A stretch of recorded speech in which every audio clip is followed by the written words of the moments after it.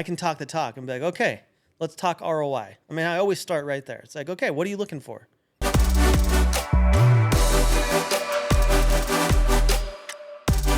Awesome. Welcome into another episode of the Fairways to Fortune podcast. I'm your host, Joe Canfield. Sitting down with Brian Brown, who's the founder of Partner Philosophy and just overall partnership good guy, right? Longest name that you'll ever not remember. That's awesome. I love the Partner Philosophy. And you had a little post today about it being PP, and I had a good chuckle. Did you catch that? Yeah. I had a good chuckle at that. I really hold back on that most of the time because literally when I came up with the name, my wife was just like, you're going to be referring it to as PP all the time. Like, nope. Nope. Part Phil. That's my my nickname for it. Part Phil. Part Phil. Yeah. Nice. I like it. Well, Brian, we connected over a golf tournament that you host called the Beautiful Invitational. Yep. You've hosted how many golf tournaments now? I'm up to almost 10. Yeah. And all over the country, down in Miami, here in Salt Lake. And I think the way that you approach the golf tournament world is super exciting and refreshing. And so I'm excited to talk a little bit about that. But you're not necessarily a golfer yourself. Not by trade. You know, the first time I swung a golf club, like legitimately, I was 25 years old. Stereotypical business guy, get into business, right? Doing business development. And it's like, hey, let's go golf. And to be honest, I was like scared to death of it for probably 3 or 4 years into my career where I just would make excuses. Oh, actually, let's go get some grub instead. You know, I like try to find ways around it. And then I finally had a guy who just said, hey, you probably don't golf, but like, let's just go. And he made it super comfortable. I mean, I was a hack out there. Absolute. And I mean, even the first time when I got consistent, right, I was still terrible.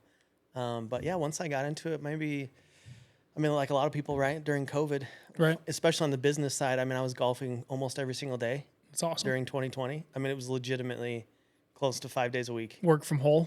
Yeah. Work from home.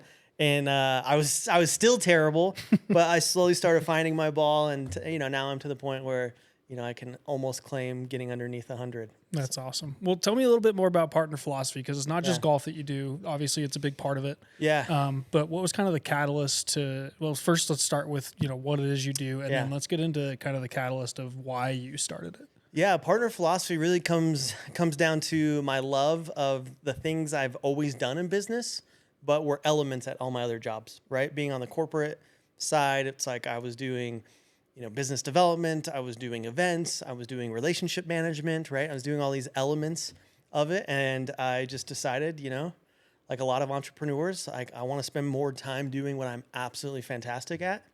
And I want to do that when no one pays me. So I started a business. So I started a Partner Philosophy, and I'm like, all right, cool. Now I get to do what I love all the time, and no one will pay me to do it. Now I got to figure out how to get paid to do it.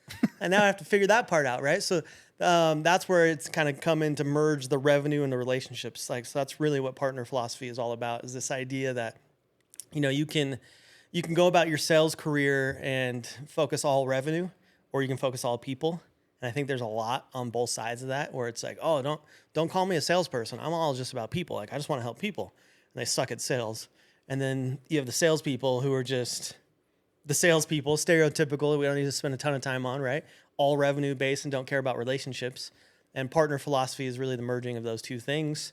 Events came into it just from the idea that, if I'm in the business of connecting businesses and I do that person to person, I've found in my business development career, the best way to do that is through events, large and small, right? And I think COVID actually did what some people thought was pushing everyone to virtual. I think it woke up the world to in-person is what it really did. Yeah. I think a lot of people realized how much in-person can be valued, right? And how much spending time with somebody, whether it's, be it at a networking event, be it on the golf course, whatever that might be. Definitely people woke up to that and saw that for sure. Yeah. I love what you said there, where on both sides you have the partnership people, the people who suck at sales, and then you have the sales people that suck at the people side. Sure. I feel like golf honestly sits right in the middle of it. Stellar. Because you have to have a relationship. Like, you can't go spend 2.5 if you're just playing 9 holes, 2.5 hours with somebody and not be a people person. And if you're just trying to squeeze a sale out of them, it becomes very apparent in 4 hours. Right. Right. Right. And then if you're not out there actually getting anything done, your employer's probably going to be a little upset with you, or got to produce revenue still. Got to produce revenue still. Yeah. Right. I'm with you.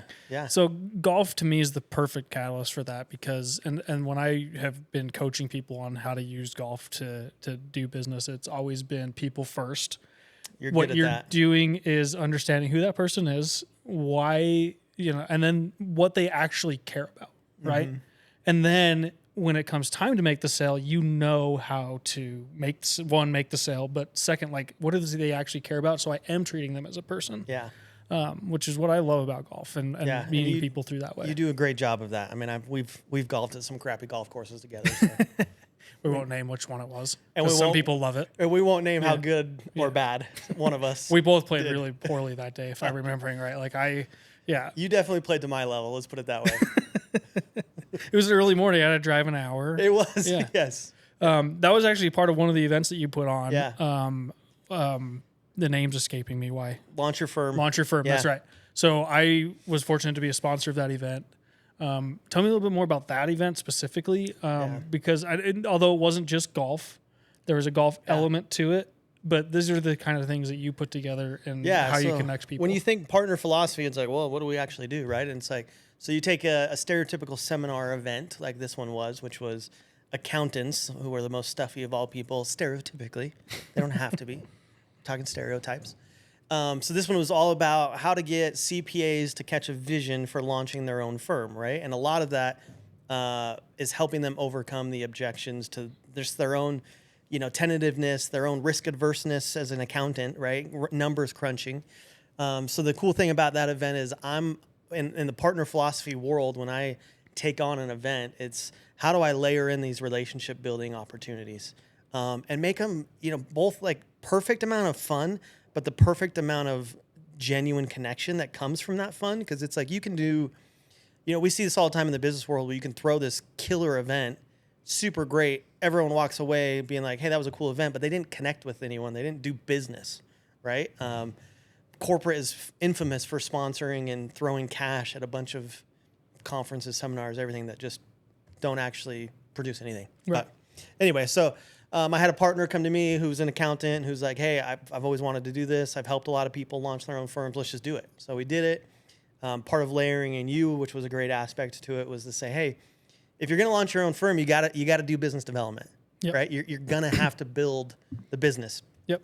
And that's probably one of the scariest elements for a lot of people in entrepreneurship is it's like, okay, you got a great idea, you've got, a great expertise, you've got a great product, and then you got to go build it, especially in the B2B world, like something like an accounting firm. And so, what we did is brought people together early morning, like you said, hey, let's get out, let's show you how to golf, which we didn't focus a ton on instruction of golf. And this is where I think, Fairways RM does a really good job of. It's like, okay, there's a little element of instruction, but a lot of it's how do you build relationships, right? And so we go through that exercise. We did that we called it a bonus activity to the event. We had several bonus activities, all of them with the intent that there's real connection, business conversations happening. So it's like, cool dinners. We did a dinner at Tsunami, which can't remember if it was. I got to attend that, which was great. Yeah. And out of that event, I actually have 2 rounds of golf scheduled in Las Vegas with 2 people we played with. Actually, one we played with, the other one I met at the dinner. And so that's right. Yeah. The events you put together do a good job of connecting people, right? I think I was talking to you about this one day where it's like I go to all these networking events and I hate being pitched to. You walk through the door. People look at you like as a number and like, okay, can I get something out of that person? They're always looking over your shoulder for slam something in your hands.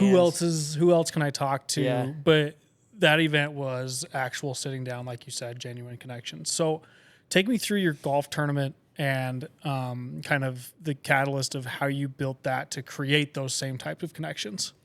Yeah, I was a big beneficiary of, as I was in the corporate world doing business development for a large firm, a SaaS company, we hosted a lot of events, partnering with, I was kind of at the intersection of the company where we had an events team, we had a sales team, we had a marketing team, and I was kind of the guy in between because I was on partnerships. So I cared about all of those elements.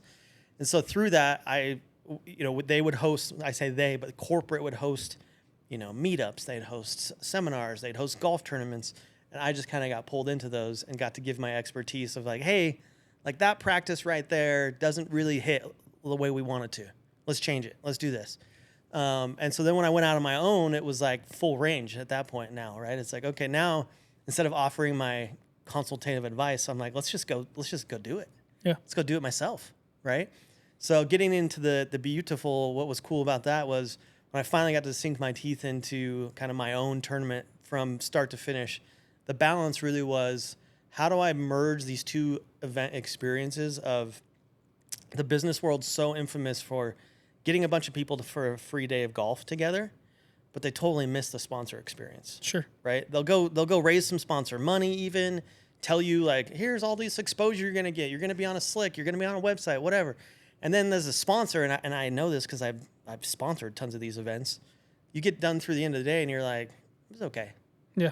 And my whole vision for the beautiful was like, a sponsor gets through the end of the day, and they're like, this was amazing. Right. I've talked to, and it doesn't have to be a huge quantity, but it's like I talked to 10 solid people. It's like your testimonial, right? It's like I talked to 2 people who were clutch. Yeah. And it's like, and that's what's so amazing to me about business events is the bar is so low. Sure. Like people like events marketing and like they just want some level of ROI, and we're just not like we're totally missing the boat half the time. I mean, you and I talked after you had a recent tournament that I think you did kind of a back-to-back where one day you were on the whole side, sponsor side, and the next day you were in it.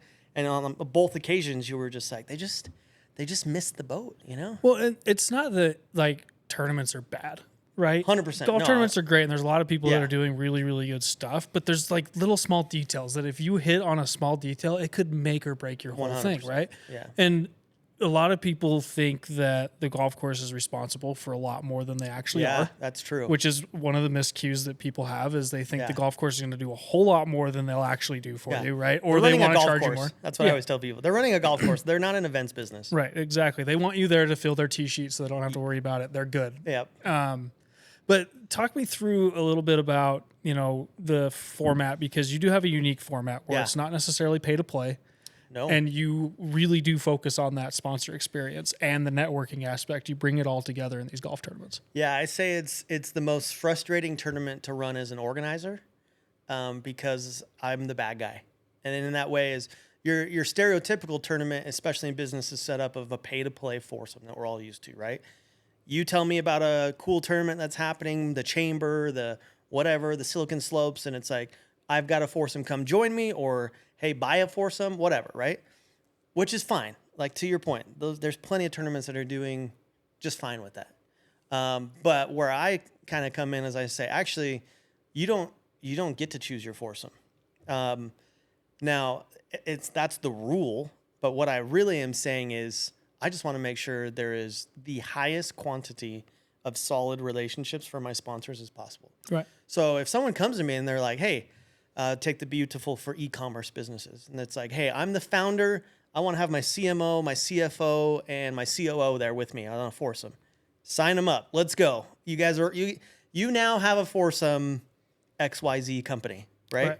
But what I don't want to have happen, which is the stereotypical, is like, I get the 1 for 3 effect, on the pay to plays where it's like, you get maybe one relationship out of that XYZ company. That's a solid C-suite or a solid, decision maker. And then they bring, whatever, junior IT admin guy or whatever. And it's like, I'm not against those people. I'm not against janitors. Not that they're not good people. They're just not decision makers. Yeah. Right. And it's like, again, I've got sponsors and I'm on that side. Like I'm on their side.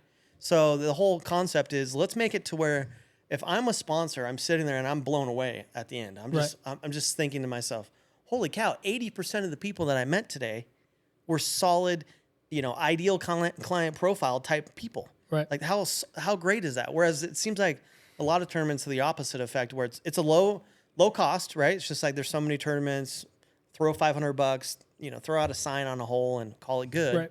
My tournaments aren't that, right? It's definitely you're spending some cash. Yep. But when you walk away from it, you go, oh, okay. You get the 80-20 rule on the opposite side. Instead of 80% of the people being who you don't want to talk to, and 20% being decent, yeah, it's the opposite. Yeah, I think that the setting the expectations for your sponsors at your events is huge, and a lot of tournaments oversell and definitely underdeliver. Yeah, yeah. And I think for the first few times you did this, it was definitely an undersell, and people were kind of like, it's another golf tournament. And I mean, talk me through that a little bit, where you're approaching somebody who's probably done golf tournaments before, and they've had their experience. And I get this a lot too when I talk to people about events, where they're like, I've done golf before. So take me through how you promise, like, hey, this is going to be the experience that you have here, and this is why it will be different from everything else that you do. Yeah, I wish I was perfect at it. I'm still not, right? I still feel like even the last tournament I had, filled up about 85% of what I thought were the sponsorship opportunities, which is great. I mean, that's awesome. But I still had people, I think, slip through the cracks because I wasn't perfect at it, at explaining it. But a lot of it, I think, just comes down to helping them see that I'm on their side. Because I think what a lot of people find in the business tournaments is that they're talking to a marketing or an events person, and those people aren't on their side, right? Right. They're there to fill the spots. They're event experience facilitators. They're not business development people. And that's where I'm like, I can talk the talk and be like, okay, let's talk ROI. I mean, I always start right there. It's like, okay, what are you looking for? Do you need, is your average sale $200? And so if you're going to pay $5,000 for a tournament, you're going to have to sell 50 people on something. Like, okay, then probably ROI is not there, right? Or so it's like, that's where I love to walk through with people and be like, let's talk the ROI, right? Because I know if I talk the ROI before and then I talk it after, they're going to have a good experience, because they're going to have, like, again, you nailed it. Like, set the expectation of, I'm here to do an ROI. Like, that's what you are. That's what you're here for. That's what I'm here for. I just feel like there's a good crossroads of, we can develop meaningful, strong relationships. And revenue. I think being clear about what the ROI is in your case is a huge win for you as well, because a lot of these will sell like, hey, I've got a $1,500 whole sponsorship, bring your product and people will buy from you. And that's never the case at a golf tournament. Right. Rare. No one, maybe if you have a really good reception afterwards and it's the perfect product market fit, and you educate the people playing in your tournament, like, hey, this is going to be here. Sometimes which is hard to do, to get which people is hard to hit. Like you said, to expect to pay something when they show up to a tournament. Right. They've already paid for their foursome. They want their experience and they want to leave. But in your case, the ROA is those relationships that they're going to have. And that's something that they can track afterwards. And this is the same thing that when, like I mentioned, when I coach people, that I tell them is, your job is not to sell that person on the golf course that day. Your job 100%. Is to build a great relationship with them. So when it comes time to sell them, that becomes much easier. Totally. So I love the way you put it together. And that brings me to the next Beautiful Invitational, which will be happening in St. George in November 13th, which I'm excited to help you out with this one. Yeah, we're partnering on it. Let's go. I mean, it's weird. Partner Philosophy has a partner. Well, I'm pumped because we had this conversation when we were out playing golf that day about exactly what I mentioned was the golf course isn't going to do as much as you want the golf course to do. And so it can be helpful to have those extra set of hands on there to do the things you want them to do. Right? And especially with someone like you who aligns on like the methodology and, the plan of attack of like, we're not just going into this to throw like a frill event, it's just like, okay, cool, let's do it. It's like, no, we're doing the Beautiful Invitational for Ecom, which I did in August. Stellar crowd, right? 120 plus senior leaders, founders, owners of businesses. And, and the reason why you got 2.0 here, I mean, I've done that one multiple times, but this one will be the first time focusing on a new industry, which is construction. And it's kind of been the same thing where I had some people, sponsors, and on the construction side that just said, hey, we go to tournaments and they're fine. And they're okay. But they heard about the Beautiful, they heard about the outcome. I mean, we're talking like 90% of survey respondents of the Beautiful Invitational rated as a 5 out of 5 on the sponsor and the attendee side. Yeah, that's rare. I mean, that's ridiculous, right? So it's like that spreads. People talk about it. And so then they're like, well, how do I get in? And they're like, I own a construction business. And I'm like, oh, you can't.